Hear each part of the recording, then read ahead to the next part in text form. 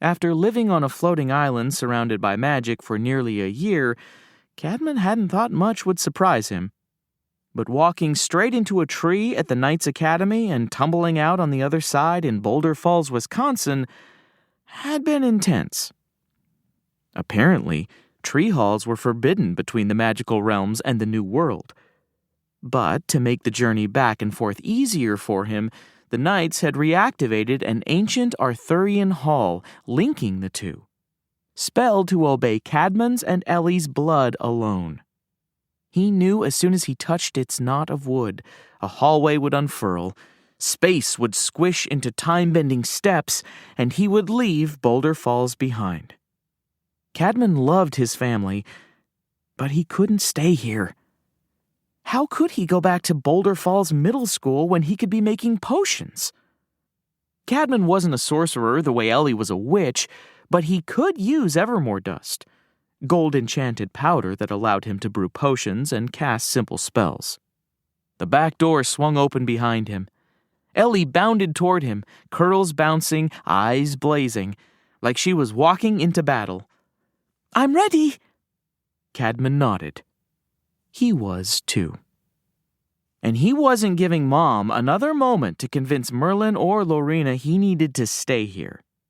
Taking a deep breath, he slammed his palm against the knot in the tree.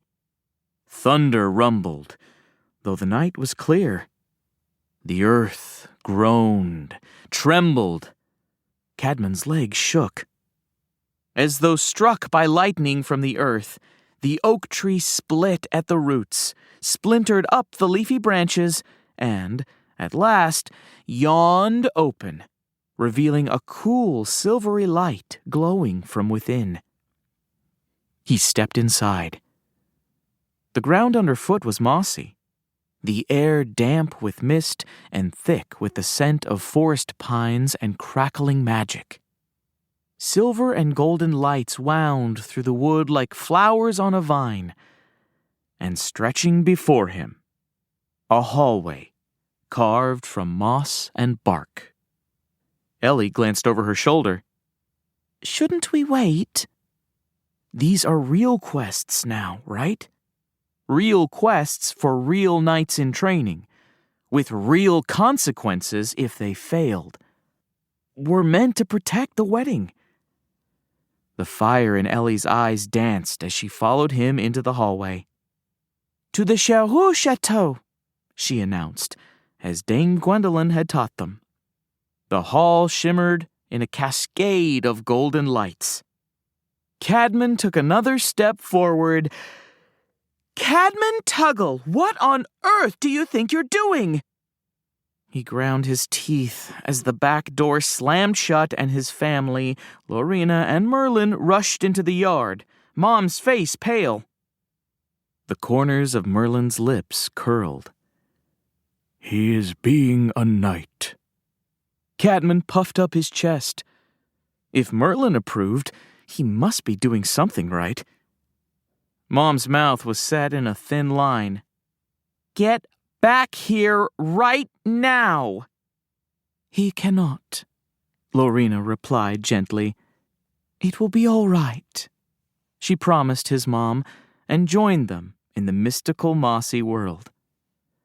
"We will do all in our power to make it so." They paused, waiting for Merlin. The door remained open. Boulder Falls just out of sight, his mom standing tall and quietly furious. The sorcerer tipped his hat and paused on the threshold of the realms. "There is one advantage, Kara, that you are forgetting, to being the one who reforged Excalibur." His mom lifted her chin, staring him down. "You are right that he has created enemies. You are clever in realizing that eyes and ears are on your son now forever. But you are forgetting, perhaps, the most powerful attention of all. The attention of someone few people in this world would ever dare cross." Merlin's eyes gleamed as he reached out to shut the door. "Mine."